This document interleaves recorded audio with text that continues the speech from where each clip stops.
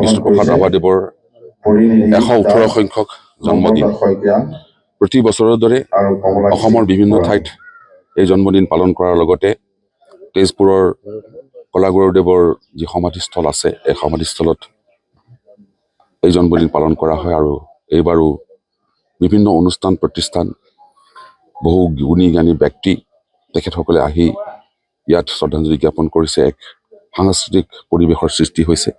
ইয়াত বিভিন্ন অনুষ্ঠান প্ৰতিষ্ঠানৰ যিসকলৰ সংগীত বিদ্যালয় আছে বা সংগীতৰ লগত জড়িত নৃত্যৰ লগত জড়িত তেখেতসকলে বিষ্ণুৰাভাৰ গীতৰ ওপৰত নৃত্য প্ৰদৰ্শন কৰিব আৰু কেইবাজনো শিল্পী ইয়াত গীত পৰিৱেশন কৰিব। কণ কণ ল'ৰা ছোৱালী ইয়াত নৃত্য পৰিৱেশন কৰিব। এই নৃত্য গীতেৰে আৰু কথাৰে কলাগুৰুজনক আমি স্মৃতিচাৰণ কৰিম। বিষ্ণুপ্ৰসাদ ৰাভা এনেকুৱা এজন ব্যক্তি আছিলে, তেওঁৰ জন্ম ঢাকাত, ঘৰ তেজপুৰত, কিন্তু দেউতাক চাকৰি সূত্ৰে ঢাকাত আছিল কাৰণে ঢাকাত তেওঁ জন্ম। আৰু ঢাকাত জন্ম পোৱাৰ লগে লগে তেওঁ আলি বাবা মাৰ্জিয়ানা নাটকত অভিনয় কৰি 9 বছৰ বয়সত অভিনয় কৰি ঢাকাৰ ভয়সী মানুহৰ ভয়সী প্ৰশংসা লাভ কৰিবলৈ সক্ষম হৈছিল। আৰু তাৰপিছত তেওঁ থমকি ৰ'বলগীয়া হোৱা নাই।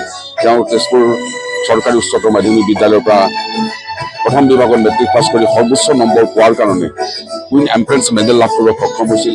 তাৰপিছত চেণ্ট পল কলেজ কলিকতাত ছায়েন্সত বিজ্ঞান বিভাগত তেওঁ পঢ়া শুনা কৰি ডিফেন্স কলেজত ফিজিক্স অনাৰ্ছ লৈ তেওঁ পঢ়িবলৈ আৰম্ভ কৰিছিল। গতিকে ছাত্ৰ জীৱনৰ বিষ্ণুপ্ৰসাদ ৰাভাৰ এটা বেলেগ ধৰণৰ মূল্য আছিল। তেওঁ অকল শিক্ষাৰ ক্ষেত্ৰতে নহয়, এজন ভাল ফুটবল খেলুৱৈ আছিল। ডিফেন্স কলেজৰ ফুটবল কেপ্টেইন, ক্ৰিকেট কেপ্টেইন, ভলীৰ কেপ্টেইন আৰু জেনেৰেল ছেক্ৰেটাৰী পৰ্যন্ত আছিলে। গতিকে এইজন ব্যক্তিক অসমৰ ৰাইজে বিভিন্ন ৰাজনৈতিক, সামাজিক, সাংস্কৃতিক সকলো দিশৰে তেওঁৰ অৱদান আছে। গতিকে ৰাইজে সদায় শুৱৰিছে আৰু সদায় শুৱৰি থাকিব।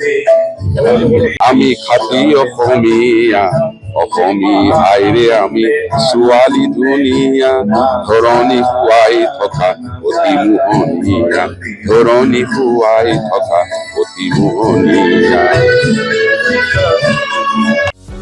যিকোনো খবৰৰ বাবে যোগাযোগ কৰক আমাৰ এই নম্বৰত 9181 307 221।